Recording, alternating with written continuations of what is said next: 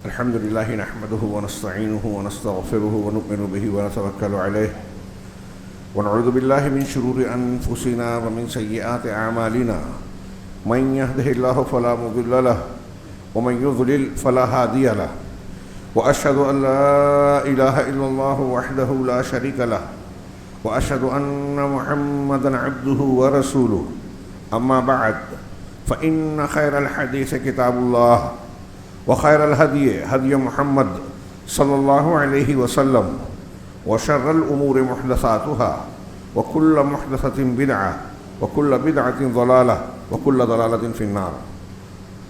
أعوذ بالله من الشيطان الرجيم. بسم الله الرحمن الرحيم. ووصى بها إبراهيم بنيه ويعقوب يا بني إن الله اصطفى لكم الدين فلا تموتن إلا وأنتم مسلمون. وقال تعالى إن إبراهيم كان أمة قانتا لله حنيفا ولم يكن من المشركين شاكرا لأنعمه اجتباه وهداه إلى صراط مستقيم وآتيناه في الدنيا حسنة وإنه في الآخرة لمن الصالحين ثم أوحينا إليك أن اتبع ملة إبراهيم حنيفا وما كان من المشركين. محترم حاضرین، اللہ تبارک و تعالیٰ کا احسان و کرم ہے اور سب سے بڑا انعام اس کی نعمتیں یوں تو بے شمار ہے. وَإِن تَعُدُّوا نِعْمَتَ اللَّهِ لَا تُحْصُوهَا. اگر تم اللہ کی نعمتوں کو گننا چاہو تو شمار نہیں کر سکتے، لیکن ان نعمتوں میں اللہ نے جس نعمت پر احسان جتایا ہے لَقَدْ مَنَّ اللَّهُ عَلَى الْمُؤْمِنِينَ، وہ اس بات پر کہ اس نے ہمارے لیے ہمارے درمیان سے انسانوں میں سے ایک رسول بھیجا. اللہ تبارک و تعالیٰ نے رسولوں کو کیوں بھیجا؟ یہ اس کا انعام ہے، احسان ہے، اتمام حجت کے لیے ضروری ہے. یہ نہیں چھوڑا کہ ہم نے دنیا کو امتحان کے لیے بنایا ہے، عقل دی ہے، شعور دیا ہے، تم دنیا کی چیزیں سمجھتے ہو، سوچتے ہو، استنباط کرتے ہو، سائنس، ٹیکنالوجی، حساب اپنے ذہن و دماغ سے سمجھتے ہو، تو دین، توحید، زندگی کا مقصد بھی سمجھ لو. اس طرح اللہ نے نہیں چھوڑا. دنیا کے علوم کو ہمارے حوالے کیا کہ آپ غور فکر تجربات کرتے رہیے، لیکن دین کے علم کو اللہ رب العالمین نے اہتمام کے ساتھ آسمان سے اتارا. آسمان سے اتارا بھی تو ایسا نہیں کیا کہ آپ لوگ اپنے اپنے طور سے سمجھ لیجئے یہ کتاب ہے، یہ شریعت ہے، جبرائیل نے چھپی چھپائی یا لکھی لکھائی چیز گھر گھر پہنچا دیا، اس کو سمجھ کر اپنے اپنے طور سے عمل کر لو. نہیں، دین کو سمجھانے کے لیے ہر قوم میں نبی اور رسول بھیجے، اور یہ سب سے بڑا انعام ہے اللہ کا. لَقَدْ مَنَّ اللَّهُ عَلَى الْمُؤْمِنِينَ إِذْ بَعَثَ فِيهِمْ رَسُولًا مِنْ أَنفُسِهِمْ. سب سے بڑا احسان، انعام ہے. یعنی دوسرے لفظوں میں ہماری سب سے بڑی ضرورت ہے. اہل علم نے لکھا، آپ نے بارہا سنا ہوگا کہ ہمیں کھانے کی ضرورت جتنی ہے، بھوک لگتی ہے پیٹ بھرنے کے لیے، سانس لینے کے لیے آکسیجن اور ہوا کی جو ضرورت ہے، اسی طرح زندگی کی جتنی بھی ضروریات ہیں ان سب سے زیادہ اہم، سب سے زیادہ ضروری اللہ کی ہدایت کی ضرورت ہے، نبی کی ضرورت ہے، اللہ تبارک و تعالیٰ کی نازل کی ہوئی شریعت اور احکامات کی ضرورت ہے. اس سے بڑھ کر دنیا میں کوئی نعمت، کوئی ضرورت انسان کی ہے ہی نہیں. تو اللہ نے انبیاء دیے، تو اس سے یہ بھی پتہ چلا کہ انبیاء کا آنا ہماری آپ کی اولین ضرورت ہے اور اللہ کا انعام بھی.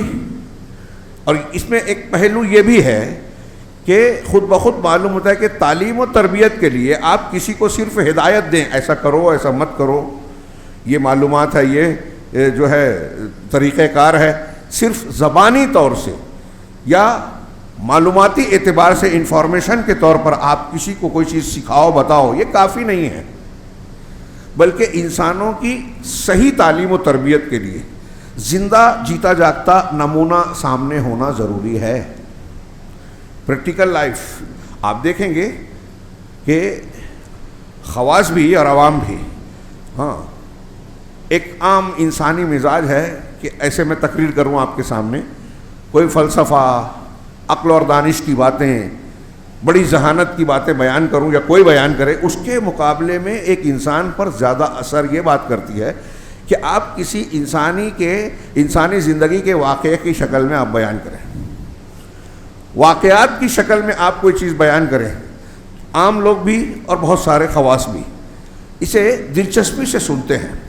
اس کا فلسفوں اور ایسی عمومی باتوں کے مقابلے میں زیادہ اثر پڑتا ہے، لوگ متوجہ ہوتے ہیں اور لوگوں کے لیے یہ زیادہ اثر انداز ہوتا ہے، مؤثر ہوتا ہے کہ ہمارے سامنے کوئی انسانی شکل میں نمونہ ہے، یہ آدمی ہے، اس کی طرح ہمیں جینا چاہیے، اس کی نقل کرنی ہے، اس کی اتباع کرنی ہے، جو بھی لفظ استعمال کریں. تو اللہ تبارک و تعالیٰ نے ہمارے لیے کس کو نمونہ بنایا؟ نبوت کے سلسلے کی آخری کڑی، اب پوری کائنات، اپنی بعثت کے بعد سے پوری کائنات اور سارے انسانوں کے لیے نمونہ.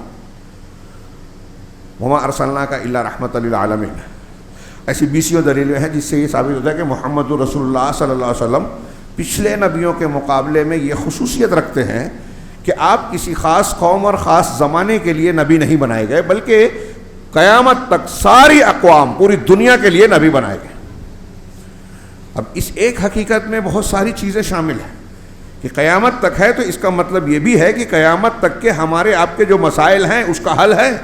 آج کل ایک چیز یہ پھیلائی جاتی ہے نوجوانوں کو دھوکہ اور فریب دینے کے لیے، اور نوجوان دھوکہ کھاتے ہیں کہ اتنی ترقی کا زمانہ ہے، ٹیکنالوجی کا دور ہے، دنیا کہاں سے کہاں پہنچ گئی. 1400 سال پہلے، 200 سال پہلے جو چیزیں تھیں اس کے مقابلے میں بہت ڈیولپ ہو گیا، تبدیلی آ گئی. تو ایسا لگتا ہے کہ گویا وہ یہ تاثر بھی دیتے ہیں کہ ارے انبیاء کرام نے جو نبی دین پیش کیا، ہمارے علماء کرام جو ممبر و محراب میں بیان کرتے ہیں کہ تقوی اختیار کرو، نیکی طہارت کرو، حلال کھاؤ، یہ نیکی کرو، وہ کام کرو، توحید کو اختیار کرو، یہ سب پرانی باتیں ہیں. اب اس کی ضرورت کم ہے. اب تو نئے علماء کرام جانتے نہیں ہیں، علماء کو خبر معلوم نہیں ہے کہ کیا ہو رہا ہے امریکہ میں، جاپان میں، جرمنی میں. لہٰذا علماء کی بجائے دانشوروں سے ہم کو تعلیم لینی چاہیے. اب کرتے پاجامے والے نہیں، 3 پیس والے، کوٹ پینٹ والے آنے چاہیے. عربی جاننے والے نہیں، انگریزی بولنے والے ملنے چاہیے، کیونکہ جدید دور اسی کا ہے. جی نہیں، یہ دھیان رکھیے، انسان کتنا بھی نیا زمانہ آ گیا، انسان وہی ہے، انسان کی ضروریات وہی ہے، اللہ کا قانون وہی ہے، عزت و ذلت دینے کا طریقہ اور ضابطہ اللہ کا وہی ہے جو 100 سال، 1000 سال، 2000 سال، 10,000 سال پہلے تھا. اس میں کوئی تبدیلی نہیں ہوئی ہے. 200 سال پہلے، 500 اور 1000 سال پہلے زہر کھانے سے ایک انسان مرتا تھا. تو آج ڈیولپمنٹ کے زمانے میں ایسا نہیں ہے کہ زہر کھا کے آپ اچھے ہو جاتے ہو، صحت پاتے ہو. اس وقت شہد کی جو تاثیر تھی، گیہوں چاول کا جو اثر تھا، وہ آج بھی ہے، کمی بیشی ہو رہی ہے اصلی نقلی کی وجہ سے. تو ایسے ہی انسانی اقدار، اچھائی برائی بھی وہی ہیں. اللہ تبارک و تعالیٰ کا عزت دینے، ذلیل کرنے اور کامیابی اور ناکام بنانے کا قانون وہی ہے جو شروع سے تھا. اس لیے انبیاء کرام علیہم الصلوۃ والسلام کے ذریعے سے اللہ نے جو تعلیم دی نا، وہ انسان کی ضرورت ہے. بات تھوڑی لمبی ہو رہی ہے، مختصراً یہ کہ اللہ نے سارے انسانوں کے لیے محمد رسول اللہ صلی اللہ علیہ وسلم کو نمونہ بنایا. کتاب کی شکل میں قرآن ہے، حدیثیں ہمارے سامنے موجود ہیں، لیکن کہا کہ لقد کان لکم فی رسول اللہ اسوۃ حسنہ. تمہارے لیے محمد صلی اللہ علیہ وسلم کی شخصیت میں، ذات میں، سیرت میں اچھا نمونہ ہے، بہترین نمونہ ہے. اب ہمیں عبادت کیسے کرنی ہے؟ جیسے اللہ نے جو ہم کو سمپل دیا ہے، یہ سب سے اعلیٰ نمونہ ہے، بندگی کا سب سے اونچا درجہ ہے. ان کے جیسا بھی کوئی نہیں ہوگا. آپ کو اتباع کرنی ہے اسی نمونے کی. اور ان کی جو زندگی ہے وہ اصل میں قرآن کی ہے. میں کئی باتوں کا مجموعہ نچوڑ پیش کر رہا ہوں، جمعہ کا خطبہ بہت کم وقت ہوتا ہے. تو ان کی زندگی آپ کے لیے نمونہ ہے. عقیدہ آپ کو اللہ کے ہاں وہی قبول ہوگا جو محمد رسول اللہ صلی اللہ علیہ وسلم نے عقیدہ بتایا ہے. اللہ کے رسول نے کہا کہ اللہ عرش پر ہے، قرآن کہہ رہا ہے، اور آپ کے فلسفہ، آپ کے پیر صاحب، آپ کے امام صاحب کہہ رہے ہیں کہ نہیں نہیں اللہ ہر جگہ ہے. اب آپ نے پیر صاحب والی بات مانی، اللہ اور رسول کی بات نہیں مانی، تو آپ اللہ کا دین قبول نہیں کر رہے ہیں. یہ نمونہ ہے. جو عقیدہ محمد صلی اللہ علیہ وسلم کا وہی ہمارا ہونا چاہیے. اس کے بغیر جنت میں نہیں جا سکتے. جو عبادت محمد رسول اللہ صلی اللہ علیہ وسلم کی، جیسے نماز پڑھی، جیسے روزہ رکھا، جیسے حج کیا، ہمیں بھی کہا ہے صلوا کما رأیتمونی اصلی وما آتاکم الرسول، قرآن کی آیت ہے. جو رسول دے لے لے، جس سے منع کر دے رک جاؤ. یہ نمونہ ہے. بیوی کے ساتھ کیسے رہے، کیسے حقوق ادا کیے، بچوں کے کیا حقوق ہیں، بھائی دوست کے کیا حقوق ہیں، اخلاق کیسے ہونا چاہیے، حلال حرام کیا ہے، معاملات کیسے ہونا چاہیے، ساری چیزیں آپ محمد رسول اللہ صلی اللہ علیہ وسلم کے، یہ میزان ہے، ترازو ہے. آپ کا عقیدہ، آپ کا عمل، آپ کی عبادت، آپ کا اخلاق اس وزن پر کھرا اترا تو اللہ کے یہاں قبول ہے، ورنہ نہیں. یہ معیار ہمیں دیا گیا. اب دنیا کا کوئی شخص ہوا میں اڑے، پانی پہ چلے، آگ میں بیٹھ کے کھیلے، عشاء کے وضو سے فجر کی نماز پڑھے، فجر کے وضو سے عشاء کی نماز پڑھے، بچپن کے وضو سے بڑھاپے میں نماز پڑھے، کوئی کیسا بھی ہو جائے، وہ ہمارے لیے نمونہ نہیں ہے. صرف محمد رسول اللہ صلی اللہ علیہ وسلم کی یہ شان ہے کہ اگر آپ کی حدیث آ جائے، ثابت ہو جائے، ہمیں سر جھکانا ہے. فلا وربک لا یؤمنون حتی یحکموک فیما، اگر ہمارا جھگڑا ہو رہا ہے کسی معاملے میں، اللہ تعالیٰ نے قسم کھائی کہ تیرے رب کی قسم، وہ مومن نہیں ہو سکتے جب تک کہ اپنے جھگڑوں میں آپ کو فیصل نہ بنائے. اور پھر آپ جو فیصلہ کریں، قرآن حدیث کا جو فیصلہ ہو رہا ہے، اس کے سامنے سر تسلیم خم نہ کریں. ثم لا یجدوا فی انفسہم حرج، دل میں کوئی تنگی محسوس نہ کریں، اندر سے کوئی خلجان نہ ہو. وَيُسَلِّمُ تسلیما، اور اوپر سے بھی سر تسلیم خم کر دیں. اب یہاں تھوڑی سی بات لمبی ہو گئی، تمہید ہی، لیکن یہ بھی ہمارے دین کی بنیاد ہی ہے. محمد رسول اللہ صلی اللہ علیہ وسلم ہمارے لیے نمونہ ہے، اور بتایا گیا کہ آپ کی اتباع کرنی ہے. آپ کی اتباع میں آپ کی ہدایت ہے، سعادت ہے. ان تطیعوہ تہتدوا، محمد رسول اللہ صلی اللہ علیہ وسلم کی اطاعت کرو گے تو ہدایت پا جاؤ گے. اور بھی دلیلیں ہیں. مجھے موضوع دیا گیا، وہ اس کے لیے میں تمہید کے طور پر اس کا ذکر کر رہا تھا. حضرت ابراہیم اسماعیل کی دعوت، سیرت، اور پھر ان کے درمیان میں جو والدین کا کردار ہے، والدین باپ بیٹے کا جو حق ہوتے ہیں، اس میں سے کوئی ایک ہی پہلو کے لیے خطبہ جمعہ کا وقت ناکافی ہے، تو اس میں 3-4 موضوع اکٹھا ہے. بہرحال میں یہ عرض کرنا چاہتا تھا تمہیداً کہ پوری کائنات کے لیے محمد رسول اللہ صلی اللہ علیہ وسلم نمونہ ہیں، سمپل ہیں، ہادی ہیں، رہنما ہیں، پیغمبر ہیں. اب آپ کے بغیر کوئی آدمی نجات نہیں پا سکتا. کسی کی آپ تقلید کریں نہ کریں، اگر تقلید کر کے محمد رسول اللہ صلی اللہ علیہ وسلم کی مخالفت کر رہے ہیں تو گمراہ ہیں. موسیٰ اور عیسیٰ علیہ السلام کا نام لے کے ان کے راستے پہ چلنے کی بات کریں اور محمد رسول اللہ صلی اللہ علیہ وسلم کی باتوں کو چھوڑ دے تو گمراہ ہیں. دنیا کے کسی بھی عالم کو پوچھ لے، یہی فتویٰ دے گا. تو آپ ہمارے لیے، پوری کائنات کے لیے نمونہ، لیکن خود نبی کریم صلی اللہ علیہ وسلم اور امت محمدیہ کے لیے بھی ایک اور اللہ نے نمونہ بنایا. خود محمد رسول اللہ صلی اللہ علیہ وسلم کے لیے ایک نمونہ پیش کیا. یہ جو میں نے ابھی آیتیں پڑھی اس میں سورہ نحل کی آیت کے بیچ میں ہے، ثم اوحینا الیک ان اتبع ملۃ ابراہیم حنیفا وما کان من المشرکین، کہ پھر ہم نے آپ کی طرف یہ وحی کی ہے. رسول نبی کو کہہ رہے ہیں آپ کی طرف یہ وحی کہ ان اتبع، آپ اتباع کیجئے. یہاں خطاب محمد رسول اللہ صلی اللہ علیہ وسلم سے ہے. اور قرآن میں جہاں بھی اللہ کے رسول صلی اللہ علیہ وسلم سے خطاب کر کے اللہ نے کوئی حکم دیا تو وہ خود بخود آپ کے ذریعے آپ کی امت کو بھی خطاب ہے، کیونکہ اسوہ ہمارے لیے، آپ ہمارے لیے اسوہ ہیں، نمونہ ہیں. تو آپ نے جو کیا ہمیں بھی کرنا ہے، الا یہ کہ اللہ تعالیٰ نے کسی کام کو، کسی حکم کو آپ کے لیے خاص کر دیا ہو. تو جن کو خاص کر دیا اس میں امت مخاطب نہیں ہے. جیسے بیوی شادی ایک 4 سے زیادہ کر سکتے رسول اللہ صلی اللہ علیہ وسلم، ایسی اور چیزیں تو کہا وہاں خاص کہہ دیا خالصۃ لک من دون المؤمنین، یہ آپ کے لیے خالص ہے، مومنوں کے لیے نہیں ہے. تو نبی صلی اللہ علیہ وسلم جو پوری کائنات کے لیے نمونہ ہے، سید الانبیاء ہیں، رسولوں کے سردار ہیں، رحمت للعالمین ہیں، ہاں شفیع المذنبین، اور آپ کے جو مراتب ہیں سب سے اعلیٰ درجے کے، سب سے اعلیٰ مقام پر ہونے کے باوجود آپ کو کہا گیا کہ اللہ کہہ رہا ہے کہ ہم نے آپ کی طرف یہ وحی کی کہ آپ ملت ابراہیمی کی پیروی کیجئے. ملت ایسا دین جو اللہ تعالیٰ نے آسمان سے کسی نبی کے ذریعے سے پیش کیا ہو، پورا طریقہ دین کا راستہ. تو کہا دین اس ملت ابراہیمی کی، دین ابراہیم کا جو دین ہے، طریقہ ہے، اس کی آپ پیروی کیجئے. اور وہ ابراہیم کون تھے؟ حنیف تھے. حنیف یعنی اخلاص کے ساتھ اللہ کی طرف یک رخ ہونے والے. دوسرے لفظوں میں ہم کہیں کہ توحید والے تھے، موحد تھے. اور پھر آگے کہا وما کانا من المشرکین، وہ مشرکین میں سے بالکل نہیں تھے. قرآن میں حضرت ابراہیم علیہ السلام کا ذکر کرتے ہوئے جو ان کی فضیلتیں، مقامات بیان کیے گئے، مختلف جگہوں پر آپ دیکھیں کہ بار بار اللہ نے یہ تعبیر بیان کی ہے، لم یکو من المشرکین ما کان من المشرکین. یہی جو آیتیں میں نے پڑھی اس میں دونوں جملہ موجود ہے، سورہ نحل کی آیت. یہ مشرکین میں سے نہیں تھے، یہ ان کی اعزاز اور فضیلت کی سب سے اعلیٰ بات ہے کہ مشرک نہیں تھے، یعنی موحد تھے، توحید والے تھے. سیدنا ابراہیم علیہ السلام کی سیرت ہمارے لیے بہت ضروری ہے. نبی صلی اللہ علیہ وسلم کو نمونہ بنایا گیا، کے لیے نمونہ بنایا، ہمارے لیے نمونہ ہے. کیا ہے ابراہیم علیہ السلام؟ سوچئے تھوڑی دیر کے لیے، ہمارے سامنے جو قرآن ہے نا، اس میں 69 مرتبہ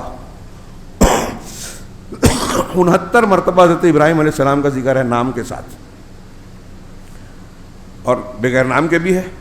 نام کے ساتھ قرآن میں اگر کسی کا ایک مرتبہ ذکر آ جائے اس کی فضیلت اور عظمت کے لیے کافی ہے. 69 مرتبہ 69 مرتبہ ان کا ذکر آنا، اور پھر صراحتاً کہنا کہ آپ کے لیے محمد، آپ کے لیے، آپ کی امت کے لیے نمونہ ہے، ان کے ملت کی پیروی کیجیے. یہ کوئی چھوٹی بات نہیں ہے. اس سے یہ پتہ بھی چلا کہ ہمارے اور آپ کے لیے یہ اس نمونے کی ضرورت ہے.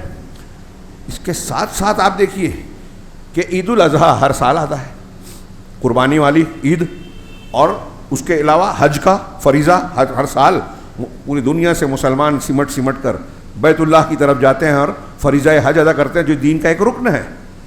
اس حج کے ارکان و مناسک ادا کرنے والے اور پوری دنیا میں عید الاضحیٰ کو قربانی کرنے والے، یہ قربانی اور حج کے کئی اعمال کے حوالے سے سیدنا ابراہیم علیہ السلام اور ابراہیم علیہ السلام کے خاندان کی کئی سنتوں کو تازہ کرتے ہیں. اور اللہ حاجی کو جب کہتا ہے کہ صفا مروہ کے درمیان دوڑ لگاؤ تو ساتھ میں نمونہ پیش کرتا ہے. میری بات دھیان رکھیے کہ ہمیں نمونے کی ضرورت ہے. اور ہم نے جب ابراہیم علیہ السلام، اسماعیل علیہ السلام، محمد رسول اللہ، صحابہ کرام، تابعین، ان کو ہمارے نوجوانوں کے سامنے بطور نمونہ پیش نہیں کیا، واقعات نہیں بتائے، ہم ان کی اہمیت، فضیلت، کردار کی عظمت و بلندی نہیں بتاتے، تو آج ہمارے نوجوانوں کے سامنے، میں نے کہا نا فطری ضرورت ہے، ہیروز ہیں، آئیڈیل ہیں. کسی نے فلمی ایکٹر اور ایکٹریس کو بنایا، کسی نے ٹی وی سیریل کے اداکار کو بنایا، کسی نے کسی اسپورٹس مین کو بنایا، کسی نے سماج اور معاشرے کی کسی شخصیت کو بنایا، کسی نے کسی بے وقوف جاہل آدمی جس کو ٹی وی چینل پہ بہت سے لوگ لائک کرتے ہیں اس کو آئیڈیل بنا لیا. کوئی اپنا دماغ کسی جاہل کے پیچھے لگا رہا ہے. آج ہمارے نوجوان ایسے بہت سارے لوگوں کے پیچھے چل رہے ہیں جو خود گمراہ ہیں، جن کو خود علم و ہدایت کی ضرورت ہے. ہمارا نوجوان اس سے متاثر ہے کہ بڑی اچھی تقریر کرتا ہے. اللہ کے رسول نے ڈرایا تھا کہ گمراہ کرنے والے اماموں سے مجھ کو اپنی امت پر ڈر ہے، جہنم کی طرف دعوت دینے والے آئیں گے درمیان میں. بہت سے ہمارے نوجوان، بڑا طبقہ مسلمانوں کا ایسے لوگوں کو امام مان کے ان کے پیچھے چل رہا ہے جو جہنم کے راستے پہ لے جا رہے ہیں. میں اس لیے کہ نہیں کہہ رہا ہوں جہنم کا راستہ، یعنی اس لیے کہہ رہا ہوں کہ اللہ کے رسول صلی اللہ علیہ وسلم نے فرمایا، قرآن کہہ رہا ہے میرے راستے کی اتباع کرو، وَأَنَّ هَذَا صِرَاطِي مُسْتَقِيمًا فَاتَّبِعُوهُ، یہ میرا سیدھا راستہ ہے، سنت، اسی کو مانو. فَاتَّبِعُوهُ وَلَا تَتَّبِعُوا السُّبُلَ، اور مختلف راستوں کی اتباع مت کرو. فَتَفَرَّقَ بِكُمْ، ورنہ اللہ کے راستے سے ہٹ جاؤ. جو اللہ کے راستے سے ہٹ گیا، رسول کے راستے سے ہٹ گیا، وہ جنت کے راستے سے ہٹ گیا. 73 فرقے ہوں گے، 72 جہنم میں جائیں گے، جہنم کے راستے پہ ہوں گے. پڑھا ہے نا، سنا ہے نا، یہ رسول نے بیان کیا، میں نے نہیں. اب آج کل اسے بھی بیان کرنے لوگ تشدد کہتے ہیں. کوئی جہنم کے راستے پہ چل رہا ہے، چلنے دو، ہاں ٹھیک ہے، کوئی بات نہیں. یہ کوئی بات ہوئی؟ اللہ نے رسولوں کو کیوں بھیجا؟ گمراہی سے آشنا معلوم کرنے کے لیے. اور اس میں سب سے بڑی گمراہی شرک کی ہے. سیدنا ابراہیم علیہ السلام اس کا سب سے اعلیٰ نمونہ ہے کہ شرک کی دشمنی، مخالفت، توحید کو اختیار کرنا اور اس کے تقاضوں کی تکمیل کرنا. سیدنا ابراہیم علیہ السلام کی زندگی کی جو پورا آپ دیکھیں گے، اس کے نمونوں سے، اس کی ایسی تعلیمات سے بھری ہوئی ہے. اسی ایک واقعے پر اگر تفصیل سے گفتگو کریں، قرآن نے جہاں ذکر کیا ہے تو وقت بہت کم پڑے گا. ابراہیم علیہ السلام ایک مشرک ماحول میں آنکھ کھولتے ہیں. تھوڑی دیر کے لیے سوچئے آج ہمارا ماحول کیا ہے. ہاں، کہیں بھیڑ دیکھ لیتے ہیں تو اس کے پیچھے ہم بھی پڑے تھے کہ اتنے لوگ ہیں تو میں بھی پیچھے چلوں. اگر یہی مزاج حضرت ابراہیم علیہ السلام کا ہوتا تو بتوں کو آپ بھی بناتے، بتوں کی پوجا کرتے. پڑھیے نا، قرآن پڑھتے ہیں نا، ہر سال دہراتے ہیں نا. جو میں نے ذکر کیا کہ اتنی مرتبہ قرآن میں ذکر ہے، عید الاضحیٰ اور حج ہم کو یاد دلاتا ہے، یہ بلا وجہ نہیں ہے، یہ ہماری ضرورت ہے اور قیامت تک کے مسلمانوں کی ہر سال ضرورت ہے. آپ سوچیں گے واقعات ہم جانتے ہیں، نہیں جانتے. ہم سوچتے ہیں نا کہہ رہے یہ ابراہیم علیہ السلام کا واقعہ مولوی صاحب اتنی دور سے آ کے بیان کر رہے ہیں. میں نہیں بیان کر رہا ہوں, قرآن بیان کر رہا ہے. اور قرآن بیان کر رہا ہے, ہر سال اس کو دہرا رہا ہے. عید الاضحیٰ اور حج کے موقع پہ ہر جمعہ میں جو صورت قرآن کی دہرائی جاتی ہے اس میں تذکرہ ہوتا ہے. اس کا مطلب ہمارے اور آپ کے دل کو ضرورت ہے اس کی, اللہ نے اسی لیے مشروع کیا. آپ بولتے ہیں بہت معلوم ہے. معلوم ہے مسلمانوں کے 2/3 سے زیادہ طبقہ شرک کر رہا ہے, شرک اکبر. اور 2/3 سے زیادہ بھی میں کم بول رہا ہوں. پوری دنیا میں ہمارے آپ کے معاشرے میں مسلمان شرک کر رہا ہے. تو حضرت ابراہیم کی ضرورت ہے کہ نہیں؟ ذکر کرتا ہے, قصہ واقعہ پڑھتا ہے, قرآن پڑھتا ہے, آپ کے واقعات کو بیان کرتا ہے, لیکن زندگی میں کہیں ہے ہی نہیں حضرت ابراہیم علیہ السلام. ہاں, ایک آدمی باپ دادا کو پوج رہا ہے, حضرت ابراہیم باپ دادا کو ٹھوکر مار رہے ہیں دین کے معاملے میں. ایک ابراہیم بتوں کو پوج رہا ہے, حضرت ابراہیم علیہ السلام نے ان کو توڑ دیا تھا. ایک ابراہیم ستاروں کی چال نجومیوں کی باتوں کو مان رہا ہے, جادو ٹونا مار رہا ہے. حضرت ابراہیم علیہ السلام نے ستاروں سورج کی معبودیت کا رد کیا, اعلان کیا. ایک آدمی بڑے اقتدار والوں کو, بزرگوں کو, شخصیات کو پوچھتا ہے. حضرت ابراہیم علیہ السلام نے نمرود کو اور شخصیات کے جو ابقریت یا معبودیت کا درجہ ہے اس کا رد کیا. کہیں بھی شرک سے معمولی سا سمجھوتا نہیں کیا, اور دین کی جو نمونہ پیش کیا اللہ تعالیٰ نے خود اس کا ذکر ہے. وَإِذِ ابْتَلَىٰ إِبْرَاهِيمَ رَبُّهُ بِكَلِمَاتٍ فَأَتَمَّهُنَّ, کہ جب تمہارے پروردگار نے ابراہیم کو کچھ کلمات, کچھ باتوں, کچھ چیزوں سے آزمایا تو ساری چیزوں کو ابراہیم نے پورا کر دیا. سوچئے, شروع سے دیکھیے, مشرکانہ ماحول میں پیدا ہوئے, آنکھیں کھولی, ماحول کے پیچھے نہیں چلے کہ جو لوگ کر رہے ہیں میں بھی وہی کروں گا. یہ جہالت اور تقلید والا کام نہیں کیا, شعور کا استعمال کیا. وَكَذَلِكَ نُرِي إِبْرَاهِيمَ مَلَكُوتَ السَّمَاوَاتِ وَالْأَرْضِ, قرآن کہتا ہے آسمان زمین کی نشانیوں پر غور کیا. اور پھر اپنے باپ اور قوم سے خطاب کیا, تم لوگ ان بتوں کو پوچھتے ہو, ستاروں کو پوچھتے ہو, کیوں؟ کئی جگہوں پہ دیکھیے یہ خطاب ہے, اوف ہے تم پر, تم جن کو پوچھ رہے ہو طاقت نہیں رکھتے, قوت نہیں رکھتے, سن نہیں سکتے, دیکھ نہیں سکتے, نفع نقصان نہیں پہنچا, کیوں پوچھتے ہو؟ کیا دلیل ہے؟ یہ تو خود نکل رہے ہیں, ڈوب رہے ہیں. ہاں, سورج کو سمجھانے کے لیے کہا ستارہ نے, چلو اس کو مان لیتا ہوں, ڈوبا رہے. جو ڈوب گیا وہ میرا رب کیسے ہو سکتا ہے نا. سورہ انعام میں پڑھیے, انی لا احب الافلین فلما جن علیہ اللیل رأى کوکبا, وہ آیتیں پڑھیے, ٹائم نہیں ہے, آپ واقعہ جانتے ہیں. یہ حضرت ابراہیم کا مناظرے کا انداز تھا قوم سے. چلو تم مان لیتا ہوں, ڈوب گیا. ارے یہ تو ڈوبنے والے کو میں پسند نہیں کرتا, اللہ نے ہدایت نہیں دی تو میں نہیں, اچھا چلو چاند اس سے بڑا ہے اس کو مان لیتا ہوں, وہ بھی ڈوب گیا. تو کہا اگر اب راستہ نہیں ملا تو میں گمراہ ہو جاؤں گا. سورج بڑا ہے, یہ سب سے بڑا ہے, ہاذا ربی ہاذا اکبر, یہ سب سے بڑا ہے, یہ میرا رب ہے. لیکن جب وہ بھی ڈوب گیا تو قوم سے کیا کہا, دیکھو یہ تو نکل رہے ہیں, ڈوب رہے ہیں, اس میں کیا غور کرنے کی بات ہے. ابراہیم علیہ السلام کی جو دلیلیں ہیں, قرآن میں جو انبیاء کی دلیلیں ہیں, اس پر غور کرو بھائیو. آپ اپنے زمانے کے مشرکین کو سمجھا سکتے ہیں ان دلیلوں سے کہ جب یہ خود نکل رہے ہیں, ڈوب رہے ہیں, یہ خود مخلوق ہیں, یہ خود محکوم ہیں, یہ کیسے الہ ہو سکتے ہیں؟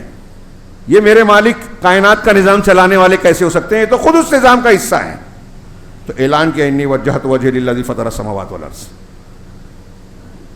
یہ میں نے قوم کے تعلق سے مثال دی. حضرت ابراہیم علیہ السلام نے توحید کی طرف دعوت دی, اس کے لیے مقابلہ کیا, دلائل اور حجت پیش کیے. شروعات اپنے باپ سے, اپنے گھر سے کی, قوم کو پھر سمجھایا. آخر میں سمجھاتے سمجھاتے جتنے طریقے, حجتیں, دلیلیں ہو سکتی تھیں سمجھانے کے لیے سب استعمال کر لی, کوئی چیز چھوڑی نہیں, یہاں تک کہ بتوں کو توڑ ڈالا. میلے میں لے جانا چاہے نہیں گئے, مشرکین کے میلے میں نہیں جانا چاہیے, ملت ابراہیمی یہ ہے. بتوں کو توڑ ڈالا. اس کے بعد حاضر کیا گیا تو یہ نہیں کہا کہ میں نے نہیں کیا, یہ کہا بڑے والے نے کیا. 3 جھوٹ جو ان کے بیان کیے تو اس میں سے یہ ہے, یہ جھوٹ نہیں تھا, اس پہ کسی اور موقع سے تفصیل. قوم نے دھوکہ نہیں کھایا. جھوٹ بولنے والا سامنے والے کو دھوکہ دینا چاہتا ہے تب جھوٹ بولتا ہے. حضرت ابراہیم دھوکہ دینا نہیں چاہتے تھے, اور پھر قوم نے مانا کہ انہوں نے ہی توڑا, اسی لیے تو آگ میں ڈالنے کے لیے پلان بنایا. آگ میں ڈالا گیا, پیچھے نہیں ہٹے حضرت ابراہیم. ہمارے یہاں تھوڑا سا خطرہ ہوتا ہے تو ہم لوگ پیچھے ہٹ جاتے ہیں, کہیں ضمیر بیچ دیتے ہیں, کہیں ڈر جاتے ہیں. ابراہیم علیہ السلام اکیلے کھڑے ہیں پوری قوم کے سامنے، اکیلے، کوئی میزائل نہیں ہے، کوئی ہتھیار نہیں ہے، کوئی گروپ نہیں ہے، کوئی سیاسی طاقت نہیں ہے، بادشاہ مخالف ہے، قوم سے تو لڑے، نمرود سے بھی مناظرہ کیا،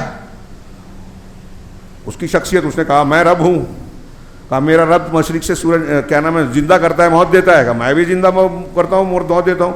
2 قیدیوں کو بلایا، کہا ایک کو مار ڈالو، ایک کو چھوڑ دو، کہا دیکھو جس کو چھوڑا زندہ کر دیا، جس کو مارا اس کو موت دے دی. حضرت ابراہیم اس کی بیوقوفی کو چھوڑ کے دوسری دلیل دی، اور یہ قرآن الم تر الی الذی حاج ابراہیم فی ربہ ان آتاہ اللہ الملک. ہاں تو کیا کہا حضرت ابراہیم نے؟ میرا رب وہ ہے جو مشرق سے سورج کو نکالتا ہے، تیرے کو دعویٰ ہے تو اس کو چینج کر دے، تو مغرب سے نکال کے بتا. فبہت الذی کفر، تو کافر مبہوت ہو گیا، اس کے پاس کوئی جواب نہیں تھا. یہ میں بتا رہا ہوں حضرت ابراہیم کی دلیل، حجت. بادشاہ کی آنکھوں میں آنکھیں ڈال کے توحید کی دعوت پیش کر رہے ہیں، ہم آج اپنے گھر میں نہیں پیش کر پاتے، منع کرتے. وہ تعزیہ پوچھتے ہیں، وہ شخصیت کو پوچھتے ہیں، وہ شرک کر رہے ہیں، بدعت کر رہے ہیں، منع کرو گے اختلاف ہوگا. اعتدال اور تشدد کی مثال کی ہمارے ہاں جو ہے تعریف ہی بدل دی. اب ایک طبقے ہیں تحریکیت والے جو حکومت سے لڑنے کی تو بات کرتے ہیں، جو نہیں کر سکتے وہاں لڑنے کی بات کرتے ہیں اور قوم کو پریشانی میں ڈالتے ہیں. گزشتہ کئی سالوں میں 10-15 سالوں میں لاکھوں مسلمانوں کو قتل کیا یا کروایا ہے. ابھی اسرائیل میں بحث چل رہی ہے، نیتنیاہو کے خلاف تحقیق کرو کہ جو 7 اکتوبر 2023 کو حملہ ہوا تھا حماس کا، جس کو ہمارے ہاں لوگ بہت چیختے چلاتے ہیں، وہ کہتے ہیں یہ نیتنیاہو نے کروایا تھا حماس کے ذریعے، ان کے پالے ہوئے ہیں، یہ اسرائیل میں یہودی لوگوں کا مطالبہ کہہ رہے ہیں. ہمارے یہاں لوگ بولے تو دیکھو یہ غدار ہیں، یہ ان کے ہمدرد ہیں، یہ فلاں ہیں ڈھیما ہیں. اور توحید کی دعوت پیش کرتے کہتے شدت ہے، تشدد ہے، اور جو توحید کی دعوت دیتا ہے اس کو شدت والا بولتے ہیں. تو حضرت ابراہیم کو بھی شدت والا ہی بولیں گے یہ لوگ. ارے ابا سے لڑ گئے، گھر سے نکال دیا، قوم سے لڑ گئے، آگ میں ڈال دیا، نمرود سے لڑ گئے، تھوڑا نرم ہو جانا چاہیے تھا، سیاسی بیان دے دیتے ایسا اور ویسا. توحید اور شرک کے بارے میں سبق لے لیجئے، یہ ملت ابراہیمی ہے، یہی ہماری آزمائش کی بنیاد ہے. اور توحید کے لیے اللہ نے انسان و جن کو پیدا کیا. جنت اور جہنم کی بیسک چیز یہی ہے. اگر شرک پہ کوئی آدمی مر گیا، شرک اکبر پر، کبھی جہنم سے نہیں نکلے گا، اس کا ایک سجدہ قبول نہیں ہوگا، کروڑوں روپیہ روز خرچ کرے لیکن شرک اکبر کرتا ہو اللہ کے یہاں قبول نہیں ہوگا. اللہ نے انبیاء سے کہا ہے اگر یہ شرک کرے ان کے سارے عمل برباد. اس سے زیادہ خطرناک چیز کون ہو سکتی ہے؟ اور سیدنا ابراہیم کی زندگی میں سب سے نمایاں سبق یہی ہے، اس شرک سے کہیں بھی کوئی سمجھوتا نرمی کا سوال ہی نہیں. آپ نے ہر قدم پر ہر جگہ دعوت دی، مناظرہ کیا، دلیلیں دی، بتوں کو توڑا، گھر چھوڑ دیا، ہجرت کی، سب کچھ کیا، شرک سے سمجھوتا نہیں کیا. اور اس دعوت کا آغاز گھر سے کیا. مجھے یہاں سے شروعات کرنا تھی. گھر سے جو شروعات کی حضرت ابراہیم علیہ السلام کی ملت توحید. ہاں یہ سورہ مریم کی آیتیں پڑھی ہے، اس میں توحید کی دعوت اور ابا سے تعلق بھی آ گیا. باپ بیٹے سے کیسے تعلق ہونا چاہیے؟ باپ مشرک ہے لیکن ابراہیم علیہ السلام کا خطاب، انداز، اور اس میں کئی پہلوؤں سے آپ غور کریں، 20 مسائل ان آیتوں میں سے نکلتے ہیں، وقت نہیں ہے زیادہ. اللہ نے کہا وَاذْكُرْ فِي الْكِتَابِ ابراہیم، ہاں کہ اپنی کتاب میں، قرآن میں ابراہیم کا ذکر کیجئے. إِنَّهُ كَانَ صِدِّيقًا نَبِيًّا، یقیناً وہ صدیق تھے، خوب تصدیق کرنے والے، سچائی پر چلنے والے، ہر اعتبار سے سچ پر گئے. آج ہم لوگ جھوٹ کے عادی ہو گئے ہیں، قدم قدم پر جھوٹ بولتے ہیں، اور جتنی باطل چیزیں اختیار کرتے ہیں سب جھوٹ ہے. دین میں جھوٹ، کاروبار میں جھوٹ، معاملات میں جھوٹ، ہر جگہ جھوٹی جھوٹ ہے. ہاں نبوت کے بعد صدیقیت کا درجہ ہے. خیر ابھی میں اس پہ تفصیل میں نہیں جاتا. اللہ نے کہا کہ وہ صدیق تھے، نبی تھے، پیغمبر. انہو کانا صدیقا نبیہ، ان کا ذکر کیجئے. مطلب ان کا ذکر کرنے کی ہم کو آپ کو ضرورت ہے، قرآن میں ضرورت ہے. ہاں اب اس کا ذکر کیجئے، اپنے بچوں کو سکھائیے یہ واقعات. یہاں جو بزرگان بیٹھے ہیں وہ جانتے ہوں گے، یہاں کا ماحول تو پہلے کا میں نہیں جانتا. میں اکثر یہ بات کہتا ہوں، بچپن میں ہم لوگ جب چھوٹے تھے، ہمارے والد دادا وغیرہ زندہ تھے، تو ایک عام روایت تھی، گھر کے بزرگ چھوٹے بچوں کو قصے واقعات سناتے تھے. اور دوسری قصوں کہانیوں کے ساتھ انبیاء کے واقعات خاص طور سے سناتے تھے. صحابہ میں سے کچھ لوگوں کے واقعات بچے کہتے تھے آج فلاں یوسف علیہ السلام کا واقعہ سنائیے, آج عمر رضی اللہ تعالیٰ عنہ کا واقعہ سنائیے. یہ بچے فرمائش کرتے تھے. اب آج تو بچوں کو فرصت نہیں, بڑوں کو بھی ٹائم نہیں ہے, اور بڑے نہیں جانتے. جب آپ کو نہیں معلوم ہے تو آپ اپنے بچے کو کیا بتاؤ گے؟ ہاں, اسپورٹس مین, فلمی اداکار اور ان کے گھروں کے واقعات معاملات بہت معلوم ہے آج ہم کو, لیکن اللہ کے نبی صلی اللہ علیہ وسلم کی سیرت نہیں معلوم ہے. انبیاء کی سیرت یہ مسجد میں تھوڑا موڑا سن لیے, ٹائم زیادہ ہو گیا تو آدمی کو برا لگنے, بوجھ لگنے لگتا ہے.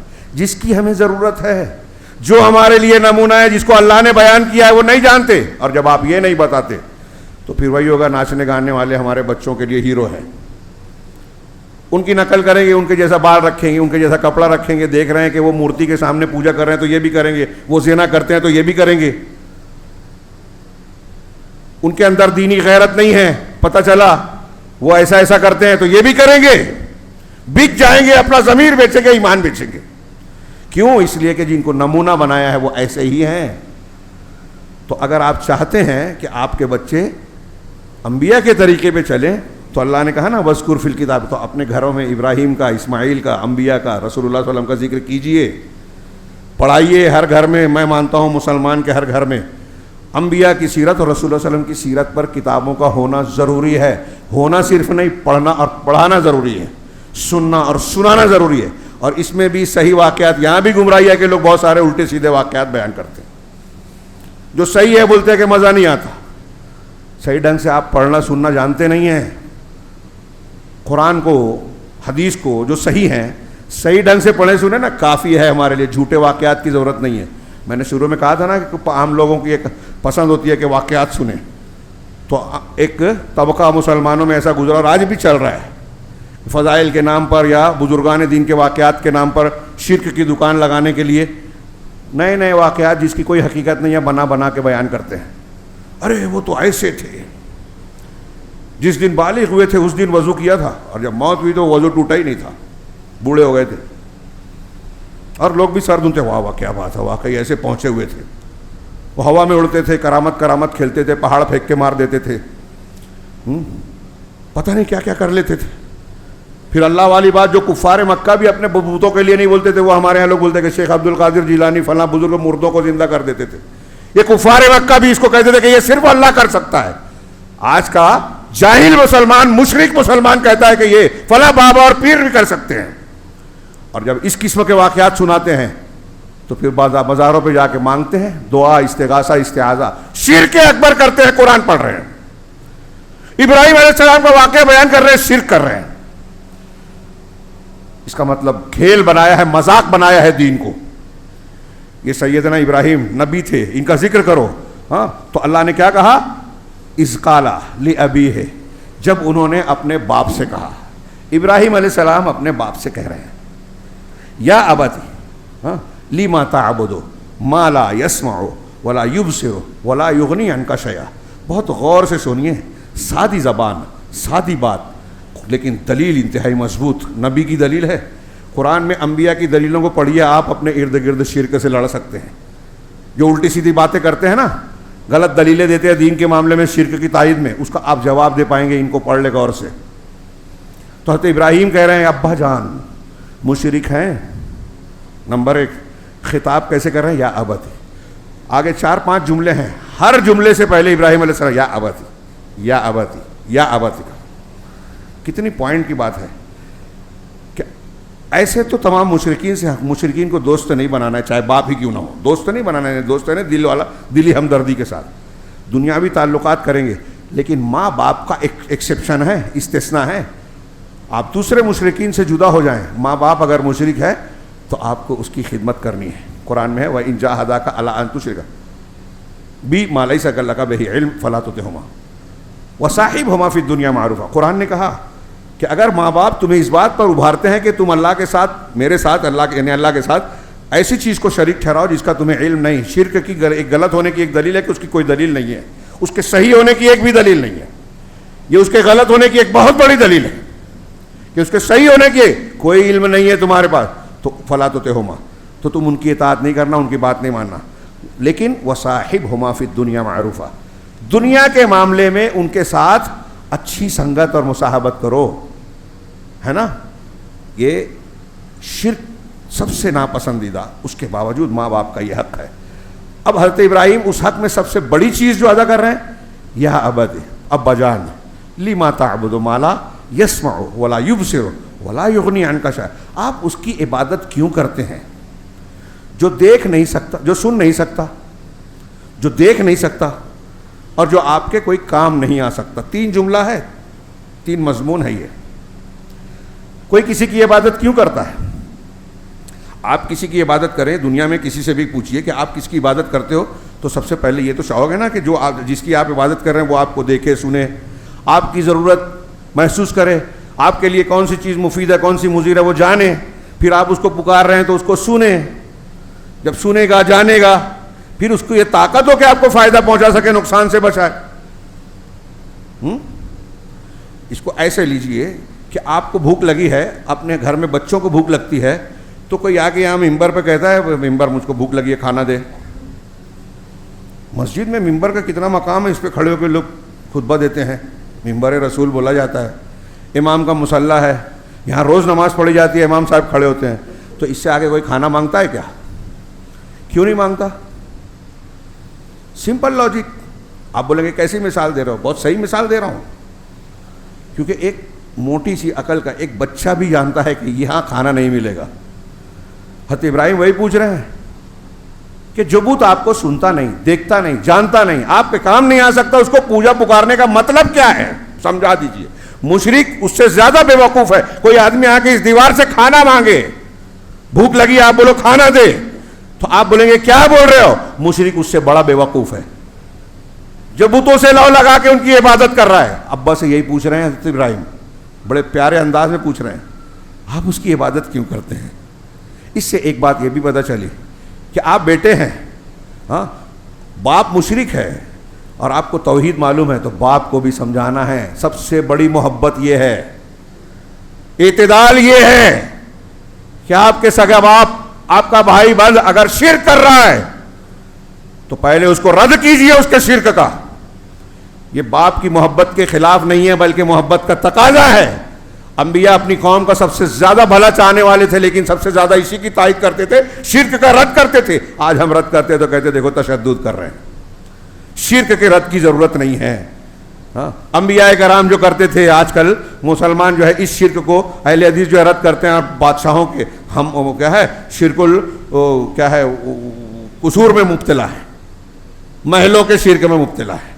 ایسی ایسی تعبیرات اور لوگوں کو دھوکہ دینے والی بات، شرک کو محدود کر دیا. حاکمیت، ہاں، اللہ کی عبادت ہو رہی ہے، قبر پرستی ہو رہی ہے، تعزیہ، اللہ کے ساتھ شرک ہو رہا ہے، قبر پرستی، تعزیہ پر، اس کو رد کر سکتے، کہتے اس کو رد مت کرو. حاکمیت والا شرک ہو رہا ہے، اس کو رد کرو. تو جہاں کچھ کر نہیں سکتے وہ کرو، جو انبیاء نے کیا وہ مت کرو، جو آپ کر سکتے وہ مت کرو. یہ جدید دور کے فلسفے بول رہے ہیں اور ہمارے نوجوان ایسی خارجیت میں مبتلا ہیں، ایسے جاہلوں کو سنتے ہیں، علماء پر تنقید کرتے ہیں، توحید کو غیر اہم سمجھتے ہیں. میری بات یاد رکھیے گا، اگر آپ ہم چاہتے ہیں جہنم سے بچیں، آپ ہم چاہتے ہیں دنیا میں عزت اور آخرت میں کامیابی ملے، آپ ہم چاہتے ہیں کہ ہمارے بچے جو ہے محفوظ رہیں، تو توحید کا سبق پڑھائیے. ان کو سب سے زیادہ جس چیز سے ڈرنا ہے، ڈرانا ہے، شرک ہے. دنیا کی کوئی بھی چیز، کوئی نقصان ہو جائے چلے گا، آپ کا عقیدہ نہیں جاننا چاہیے. پورے سارے واقعات تو وہی ہے نا. انبیاء کرام کس پر لڑے قوموں سے؟ کس لیے گھروں کو چھوڑا؟ کس لیے جانوں کو قربان کیا؟ اللہ کے رسول صحابہ کرام نے ہجرت کس کے لیے کی؟ اس میں سبق دیا کہ توحید اور ایمان ایسی چیز ہے جس کے لیے رشتہ داری چھوڑی جا سکتی ہے، پیسے قربان کیے جا سکتے ہیں، گھر کو چھوڑا جا سکتا ہے، ضرورت پڑی تو جان بھی دی جا سکتی ہے، سب قربان کیا جا سکتا ہے، ایمان نہیں. سب سے قیمتی دولت یہ ہے. تو باپ کو بیٹا توحید کی دعوت دے رہا ہے، پہلا حق ہے یہ. ہاں، اگلا جملہ میں آگے بڑھ رہا ہوں، ٹائم بڑھ گیا، زیادہ ہو گیا. یا ابت انی قد جاءنی من العلم ما لم یاتک، ابا جان میرے پاس وہ علم آ گیا جو آپ کے پاس نہیں ہے. ہاں، فاتبعنی، ہاں، لہٰذا آپ میری اتباع کیجئے، میری بات مانیے. اہدک صراطا سویا، میں آپ کو سیدھے راستے کی رہنمائی کروں گا.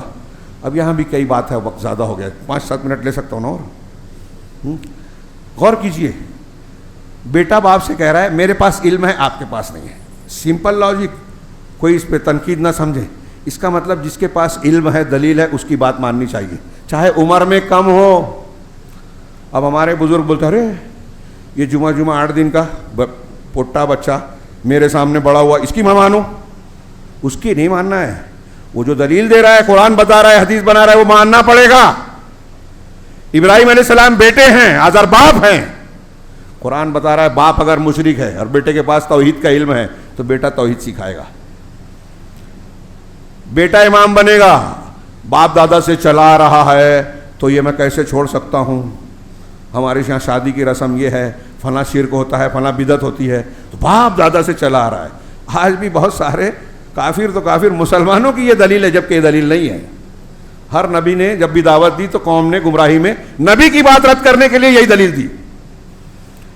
حضرت ابراہیم کے اس واقعے میں سمجھ میں آ رہا ہے کہ اگر علم اور دلیل ہے تو اپنے سے چھوٹے کی بلکہ اپنے بیٹے کی بات ماننی چاہیے, بیٹے کو اپنے ابا کو بھی بتانا چاہیے. انی قد جاءنی من العلم ما لم یاتک, میرے پاس وہ علم ہے اللہ کا اتارا ہوا, علم نبوت ہے, رسالت کا علم ہے, قرآن اور حدیث ہے. یہ آج کی زبان میں قرآن ہے, حضرت ابراہیم کے زمانے میں وہ نہیں تھا. حضرت ابراہیم کے پاس جو وحی ہوتی وہ تھی. تو اگر میرے پاس قرآن حدیث ہے نا تو مجھے فلاں بزرگ, فلاں امام, فلاں مفتی, فلاں پیر صاحب کے پیچھے نہیں چلنا ہے, اس علم کو ماننا ہے جو اللہ نے دیا ہے, قرآن اور حدیث. تو میرے پاس علم ہے, میں, آپ میری اتباع کیجیے. تو جس کے پاس علم ہے اس کے پیچھے چلنا ہے. تو وہ اس کے پیچھے مطلب اس کی تقلید نہیں ہوئی, اس علم کی تقلید ہوئی, اتباع ہوئی.